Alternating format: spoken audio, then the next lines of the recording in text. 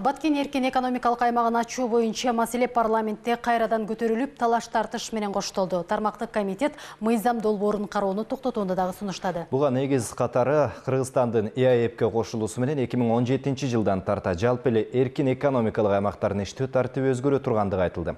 Ал эми айрымдар бул кадам инвестор тартууга негизги мүмкүнчүлүк экенин билдирип чыкты. Тараптардын пикирин Альбина Сулайманова угуп келди.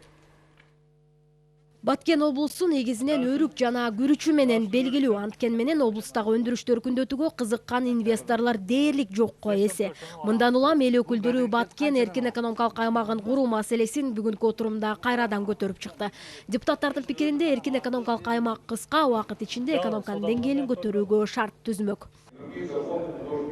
Депутат Дастан Бекешев мыйзам долбоору керек экенин айтканы менен анын азыркы абалында иштеп кетерине күмөн саноодо. Нам нужно посмотреть, какие мы можем... Инвестор келип иштеши үчүн биз социалдык фондко түшө турган каражатты төмөндөтүү, деги эле жеңилдиктерди түзүп берүү боюнча маселени карашыбыз керек. Инвестор келсе эле иште биз сенден салык алабыз деген болбойт. Мындан улам мен азырынча бул мыйзамга каршымын. Ченемдерди эске алып, жаңы мыйзам долбоорун иштеп чыгуу керек. Эркин экономикалык аймактарды куруу менен жетүүгө кыйын жана алыскы райондордун социалдык экономикалык абалын оңдоого болот. Ал арада айрым эл өкүлдөрү жаңы эркин экономикалык аймакты куруу мааниге ээ эместигин айтып чыкты. Тагыраагы ИАЭП 2017-жылдын 1-январынан тарта эркин экономикалык аймактарда өндүрүлгөн товарлардын сапатына катуу талап коёру белгилүү болду. Эгерде ушунчалык эле биз ошол жактын лейлектин эмесин ойлоп, приграничный деп ойлоно турган болсок, ошол Лейлек районун полностью налогтон освобождать этип коюшубуз керек. Бюджеттен акча бөлүп, ал жерге сез аштырып,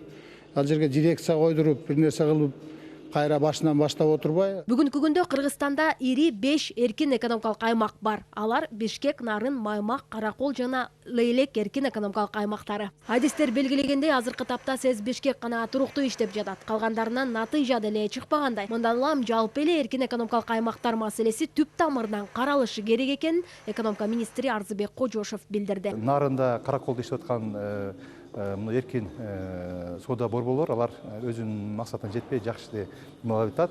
Бир эле ушу Бишкек экономикалык зонада иштеп жатат. Бүгүнкү күндө өкмөт тарабынан биз жумуштуу топ түзүп туруп, жакын арада толук иреттүү ушу эркин соода экономика эркин соода борборлор боюнча өзүбүздүн сунушубузду сөзсүз киргизебиз. Отурумдун жыйынтыгында эркин экономикалык аймактардын жаңыча иштөө тартиби боюнча токтом кабыл алынды. Ага ылайык эми ишканадагы салыктын бардык түрү төмөнкү баа менен алынмай болду.